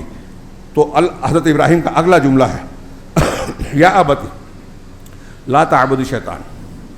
پچھلی والی آیت سے جو بھی پڑھا نا, تقلید کا رد ہوتا ہے, جو بغیر دلیل کے کسی کی بات ماننا, دلیل کی بات ماننا ہے. ہاں, آگے اللہ نے کہا, حضرت ابراہیم نے کہا یا ابت لا تعبد الشیطان, ابا جان. پھر دیکھو بار بار ابا جان, لا تعبد الشیطان, شیطان کی عبادت مت کیجیے. ان الشیطان کان للرحمن عصیا, یقیناً شیطان شیطان رحمان کا نافرمان ہے. کتنی پیارا انداز ہے, غور کیجیے. اس میں لوگوں نے بڑی, اب تفسیر پڑھیں گے نا, الگ الگ نقطے نکالے کہ اللہ کے لیے بھی رحمان کا لفظ استعمال کیا. یعنی اس میں بھی ایک ترغیب ہے کہ وہ جس اللہ کے ساتھ شرک کر رہے ہو تمہارے ساتھ رحم کر رہا ہے, وہ رحمان ہے, اس کے کتنا کے احسان کرم ہے. شیطان کو سب جانتے ہیں, اگر تم عبادت کرو گے غیر اللہ کی تو حقیقت میں شیطان کی عبادت کر رہے ہو, بتوں کی نہیں. انداز کتنا پیارا ہے. ہاں, تو شیطان اپنے پروردگار کا نافرمان ہے, تو رحمان کا نافرمان ہے, آپ اس کی پیروی کرو گے تو نافرمانی کے راستے پہ جاؤ گے, جہنم کے راستے پہ جاؤ گے. یا ابت انی اخاف ان یمسک عذاب من الرحمن فتکون للشیطان ولیا. ابا جان, میں اس بات سے ڈرتا ہوں کہ آپ کو رحمان کی جانب سے کوئی عذاب چھو لے, پکڑ لے. یہاں علماء نے لکھا, دیکھیے ابراہیم علیہ السلام نے اپنے ابا سے نہیں کہا کہ ارے آپ جاہل ہو, میرے پاس علم ہے. ہاں, انداز دیکھیے, آپ کے پاس وہ علم نہیں ہے جو میرے پاس ہے. یہ نہیں کہا آپ جاہل ہیں, انداز. یہاں کہا کہ آپ کو عذاب چھو لے گا, آپ جہنم میں چلے جائیں گے, جہنم کا ایندھن بنیں گے. یہاں باپ کو خطاب کے انداز میں بھی ملحوظ رکھا, اگرچہ عذاب کا ذکر کر رہے ہیں. تو شیطان کے دوست ہو جائیں گے. رحمان جو تمہارے اوپر رحم کر رہا ہے اس کے مقابلے میں اگر آپ اس کی بات مانتے ہیں تو اس کے دوست ہو جائیں گے. ہاں, یہ پوری دعوت پڑھیے, ٹائم زیادہ ہو رہا ہے. اس کے فوراً بعد اللہ, حضرت ابراہیم علیہ السلام کے جواب میں اللہ نے جو نقل کیا کہ باپ نے کیا کہا, اراغب انت آلہتی, کیا ہے, فرمایا قال اراغب انت عن آلہتی یا ابراہیم, اے ابراہیم میرے معبودوں سے تم روگردانی کر رہے ہو, منہ پھیر رہے ہو. ہاں, لئن لم تنتہی لارجمنک, اگر رکے نہیں, باز نہیں آئے, یہ سب چھوڑو, اگر نہیں مانے تو آپ کو رجم کر دوں گا, پتھروں سے مار مار کے مار ڈالوں گا. واہجرنی ملیا, میں دیکھنا نہیں چاہتا, دور ہو جا میرے سے, ایک لمبی مدت تک دکھنا نہیں, چلے جاؤ. تو حضرت ابراہیم نے کہا قال السلام علیک, ٹھیک ہے, آپ پر سلامتی ہو, یعنی آپ محفوظ رہیں. دیکھیے انداز, آپ مشرک ہیں, غلط ہیں, پھر بھی میں آپ کا بھلا چاہتا ہوں. ساستغفر لک ربی, ہاں میں اپنے پروردگار سے آپ کے لیے معافی مانگوں گا, مغفرت کی دعا کروں گا. مشرک آدمی, شرک پر مر جانے والے آدمی کے لیے بعد میں حضرت ابراہیم نے بھی چھوڑ دیا, اللہ کے نبی صلی اللہ علیہ وسلم کو بھی منع کر دیا جب ابو طالب کے لیے دعا کی کہ آپ مشرک چاہے قریبی رشتہ دار ہی کیوں نہ ہو، شرک پر مرنے والوں کے لیے مغفرت کی دعا نہیں کر سکتے۔ اپنی والدہ کی قبر پر جانے کی اجازت مانگی، اللہ کے رسول نے دے دی گئی، مغفرت کی دعا مانگنے کی اجازت مانگی گئی، نہیں دی گئی۔ اللہ کے رسول صلی اللہ علیہ وسلم اپنی والدہ کی قبر پہ جا کے رونے لگے۔ سوچئے میرے بھائیو، یہ ایک بات ہمارے رونگٹے کھڑے کر دینے والی ہے۔ آدمی کو اس بات پر اکسانے کے لیے کافی ہے کہ آدمی کو شرک سے بچنا چاہیے۔ نبی صلی اللہ علیہ وسلم سے ایک شخص نے پوچھا کتاب الایمان میں، مسلم شریف میں پڑھیے، آ کے پوچھا کہ میرے ابا کہاں ہیں؟ کہا جہنم میں۔ کافر تھے، واپس جانے لگا، بلایا، میں ہلا دینے والی بات، ابراہیم علیہ السلام کا باپ آزر بھی جہنم میں ہوگا۔ اللہ کے رسول صلی اللہ علیہ وسلم نے کہا اس آدمی کو بلا کے، صحابی کو، کہ تیرے ابا میرے ابا دونوں جہنم میں۔ یہ ایک بات کافی ہے میرے بھائیو شرک کی، کفر کی مذمت کے لیے۔ ہاں، حضرت ابراہیم نے یہ کہا تو قرآن میں دوسری کہا وما کان استغفار ابراہیم لابیہ الا عن موعدۃ وعدھا ایاہ، کہ ابراہیم علیہ السلام اپنے باپ کے لیے جو دعا کرتے تھے تو ایک وعدے کی وجہ سے تھا جو انہوں نے اپنے باپ سے کیا تھا کہ میں تمہارے لیے مغفرت طلب کروں گا۔ فلما تبین لہ انہ عدو للہ، لیکن قرآن کا سورہ توبہ کی آیت ہے، جب یہ بات واضح ہو گئی ابراہیم کے سامنے کہ وہ اللہ کا دشمن ہے، شرک والا ہے، توبہ نہیں کیا، تو تبرأ منہ، ان سے براءت کا اظہار کر لیا، اب ان کے لیے دعا نہیں کرتے تھے۔ مشرک کے لیے یہ دعا کر سکتے ہیں کہ اللہ انہیں ہدایت دے دے، زندہ ہے تو، مر گیا تو مغفرت کی دعا نہیں کر سکتا، نبی بھی نہیں کر سکتے، اور جو شرک پہ مرا جب دنیا میں دعا نہیں کر سکتے تو آخرت میں اس کے لیے سفارت کرے گا کیا؟ سوال ہی نہیں، اجازت ہی نہیں ملے گی۔ جو مشرک ہوگا وہ اللہ کی یا کسی کی بھی سفارش کی اجازت نہیں پائے گا قیامت کے دن، دلیلیں موجود ہیں۔ تو آپ یہ دیکھ رہے ہیں حضرت ابراہیم علیہ السلام ابا کو سمجھا رہے ہیں، گھر سے نکال دیا، نکل جا میرے گھر سے، دکھنا نہیں، پھر بھی دعا کا وعدہ کیا۔ ہاں، حضرت ابراہیم نے چھوڑ دیا، کہا ٹھیک ہے میں اب اپنے رب کی طرف جا رہا ہوں۔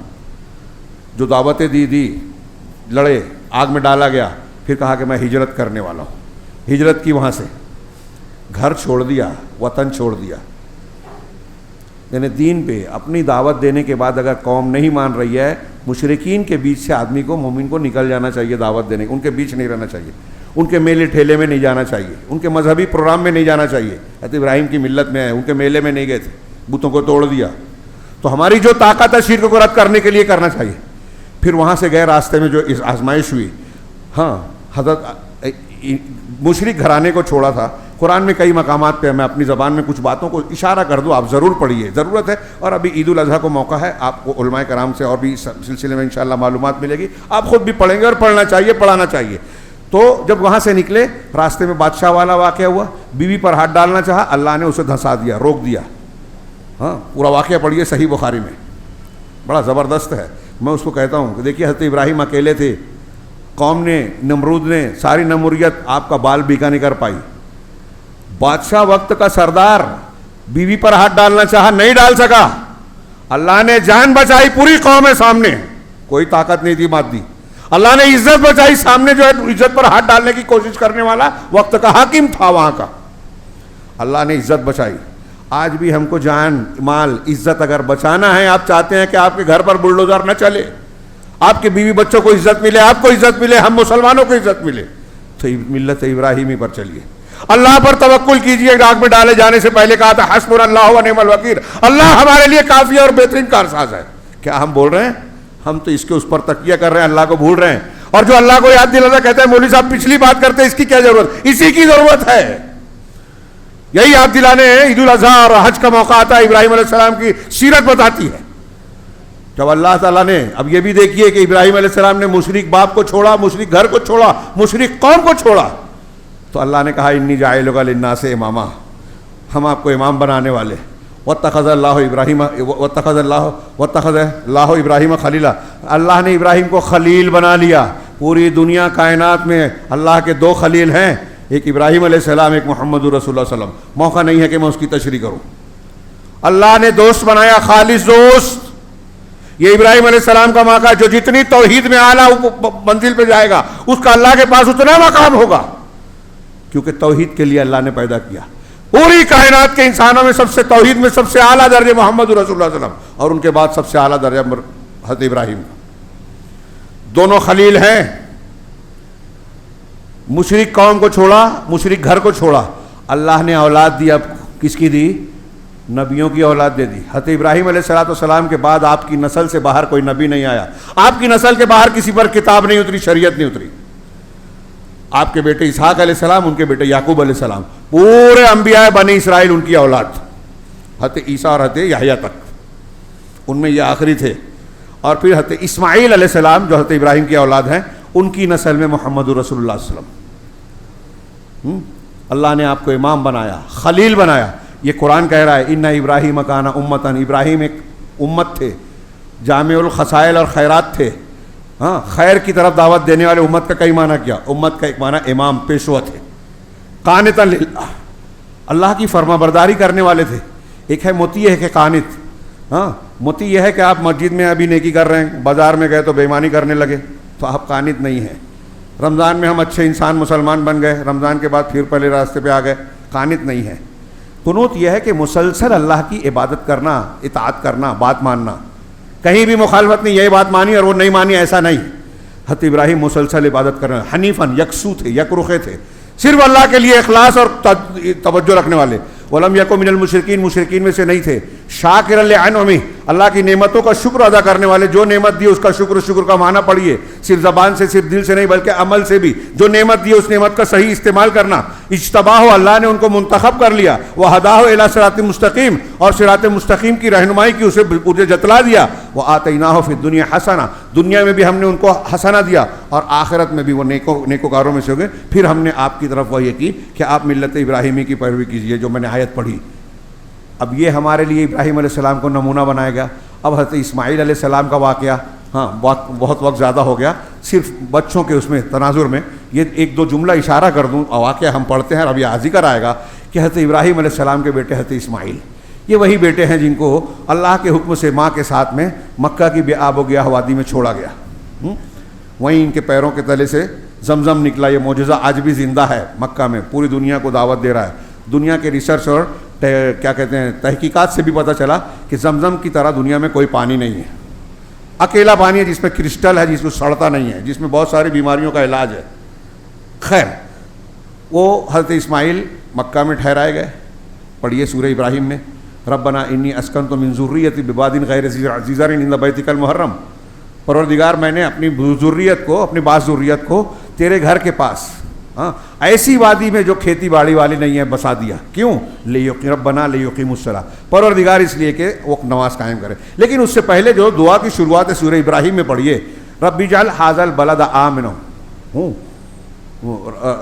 کیا ہے اے اردا, اس شہر کو تو امن والا بنا دے. اس کے بعد جو اللہ نے حضرت ابراہیم نے دعا کی, وجنبنی وبنی ان نعبد الاصنام. میں چاہتا تھا اس پہ تھوڑا بولوں, ٹائم نہیں ہے. ابراہیم علیہ السلام اللہ سے دعا کر رہے ہیں کہ مجھے اور میرے بیٹوں کو پروردگار اس بات سے بچا. ہاں, کس بات سے؟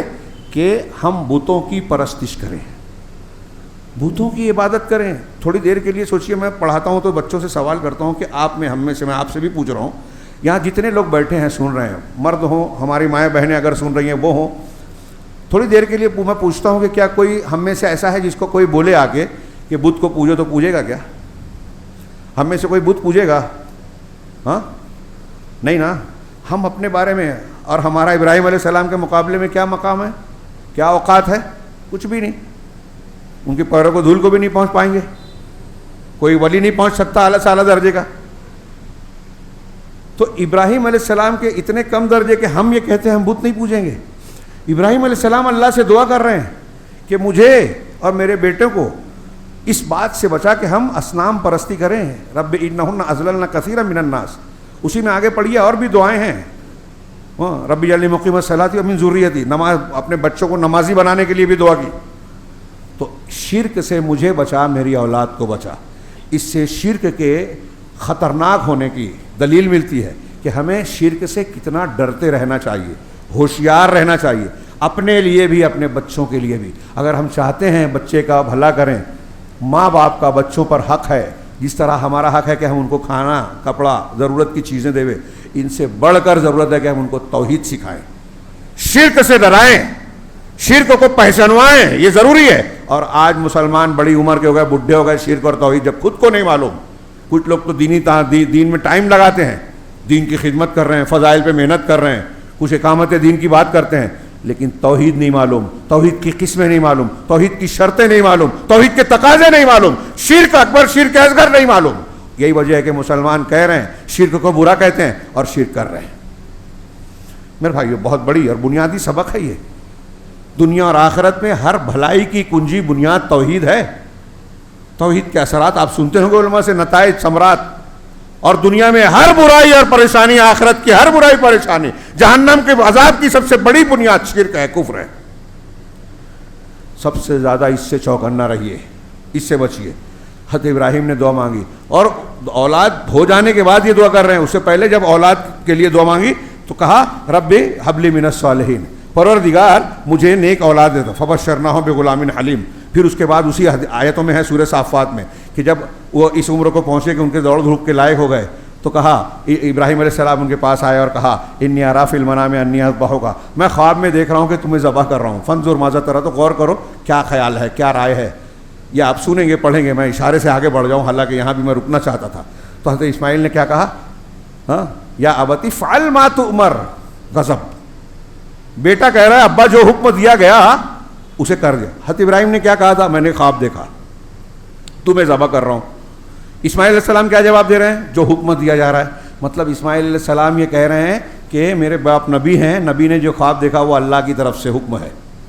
اور آج ہمارے ہاں منکرین حدیث کہتے ہیں کہ حدیث حجت نہیں ہے، وہ قرآن میں نہیں تھا۔ حضرت اسماعیل کہہ رہے ہیں اللہ کا حکم ہے، حضرت ابراہیم نے خواب دیکھا تھا، نبی کا خواب بھی حدیث ہے، حکم ہے اللہ کا۔ اور یہاں حدیث رسول کو، نبی کے خواب کو ہمارے کچھ لوگ انکار حدیث کرنے والے مانتے ہی نہیں ہیں۔ بیٹے کا دیکھیے کس طرح تربیت کی تھی، توحید کی۔ اگر آپ توحید سکھائیں گے اپنے بچوں کو تو باپ کی عزت کرے گا۔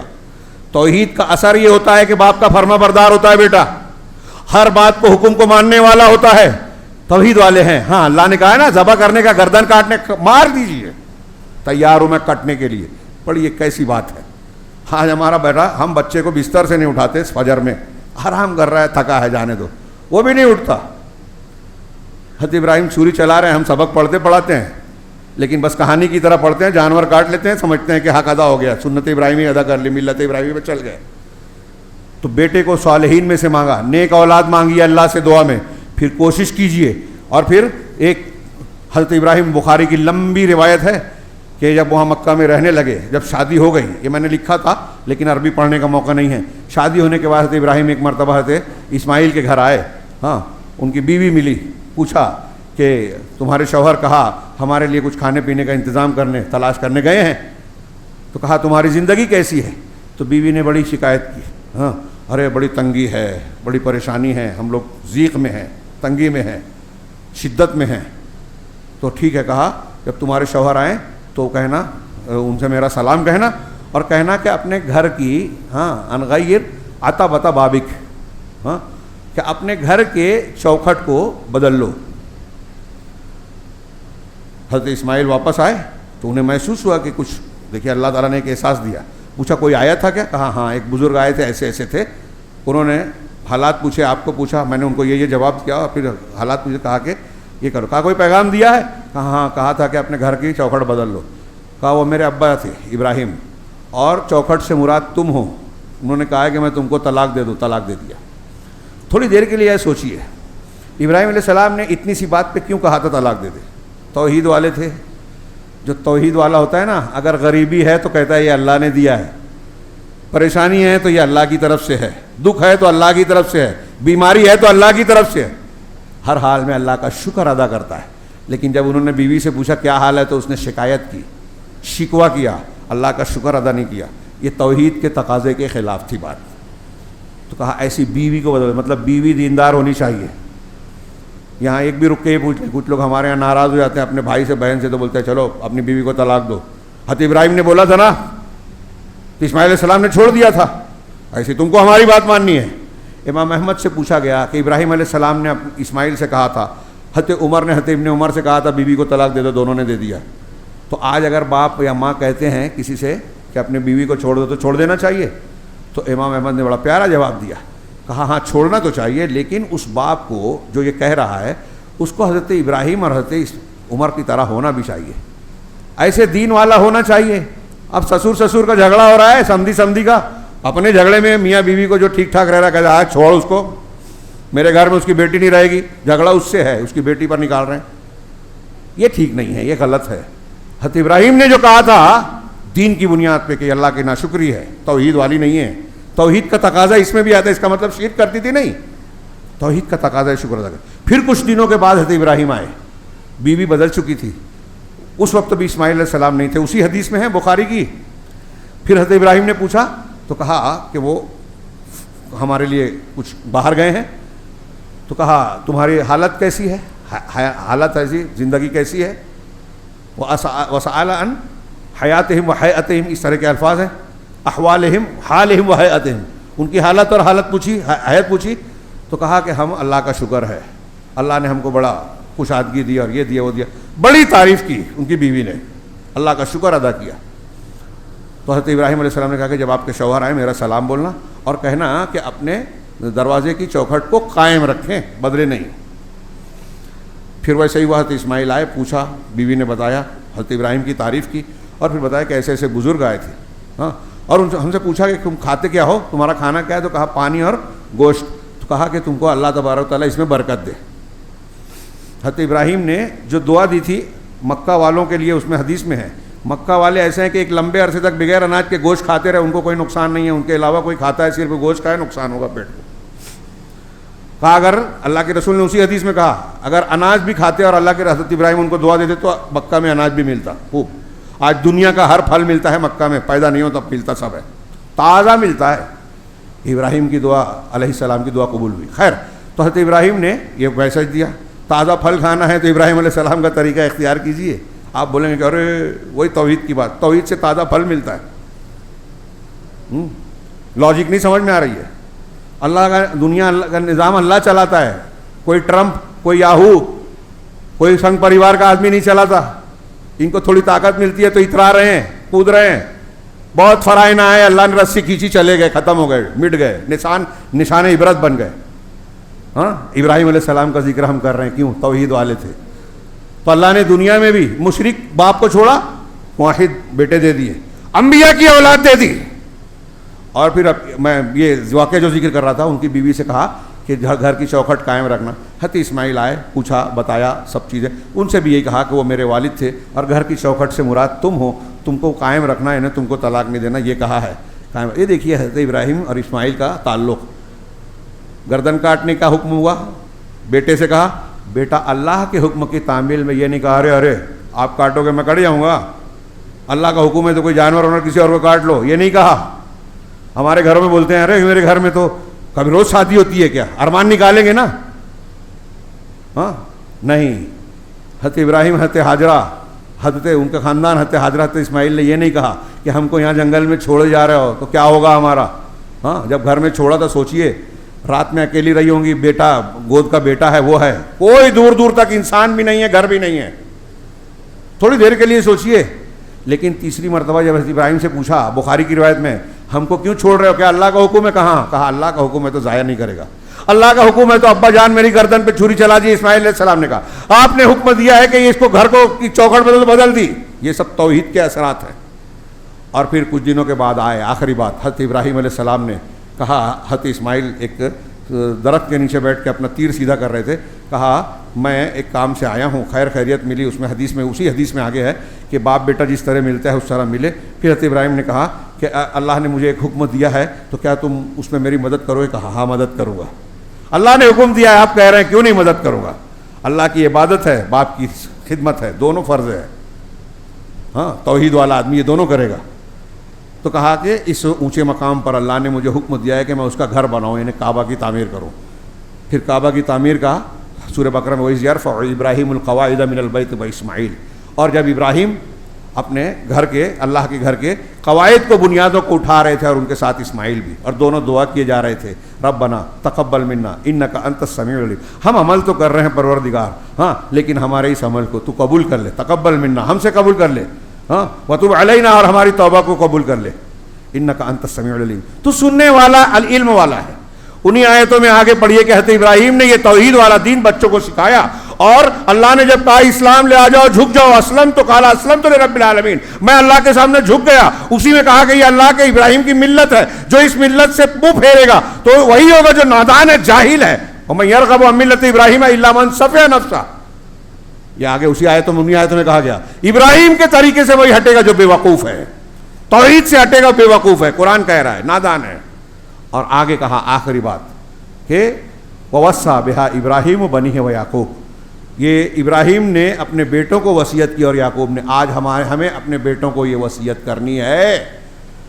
آپ اپنے بچوں کو, میں اپنے بچوں کو محبت کرتا ہوں تو یہ یاد رکھیے, اللہ نے بتایا, نمونہ دیا کہ ابراہیم نے اپنے بیٹوں کو وصیت کی اور یعقوب نے کیا وصیت کی, یا بنیا, میرے بیٹو, ان اللہ اصطفیٰ لکم الدین, اللہ نے تمہارے لیے ایک دین کو منتخب کر لیا ہے.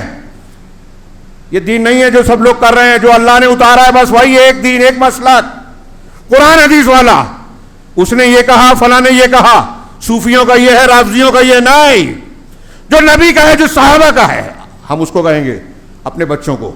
حضرت ابراہیم نے اپنے اسی دین کو کہا تھا, اپنے جو اوپر اللہ نے نازل کیا, اور وہ اسلام ہی ہے بیسیکلی, کہ اللہ نے ایک دین کو تمہارے لیے منتخب کیا ہے, وہ اسلام ہے. کیونکہ آگے کہا فلا تموتن الا وانتم مسلمون, لہذا تم ہرگز نہ مرنا, موت کبھی بھی آئے تم کو تو تم مسلمان رہو.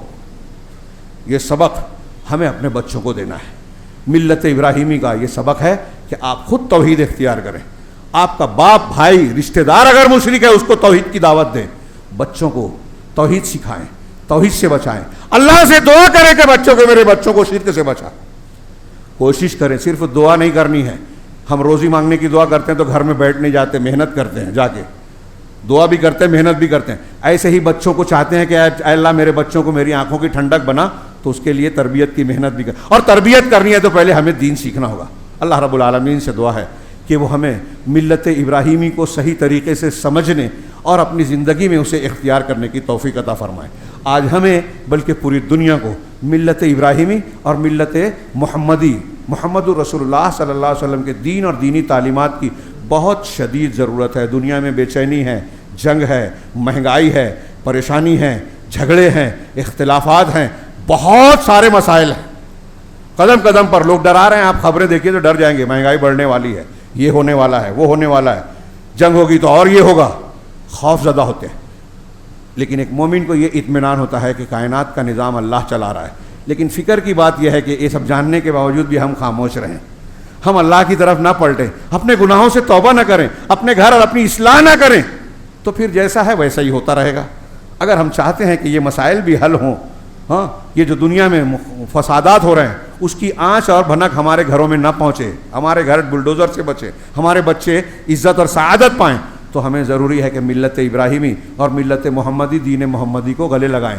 ہر صبح ہم وعدہ کرتے ہیں اصبحنا علی فطرت الاسلام وعلی کلمۃ الاخلاص وعلی دین نبینا محمد صلی اللہ علیہ وسلم وعلی ملت ابراہیم حنیفا مسلما وما کان من المشرکین. صبح شام کے اذکار میں یہ ہے اصبحنا اور امسینا, ہم نے صبح کی اصبحنا علی اسلام کی فطرت پر, دین اخلاص پر, اور محمد صلی اللہ علیہ وسلم کے طریقے اور دین پر, اور ابراہیم کی ملت پر جو کہ حنیف تھے, موحد تھے, مشرک نہیں تھے. تو کیا ہم صبح شام یہ جو کہتے ہیں اس پر پورے اترتے ہیں؟ اللہ ہمیں توفیق دے کہ ہم پورے اتریں. اقول قولی ھذا واستغفر اللہ لکم ولسائر المسلمین. بارک اللہ لنا ولکم فی القرآن المجید ونفعنا وإیاکم بالآیات والذکر الحکیم انہ تعالی جواد کریم ملک برحیم.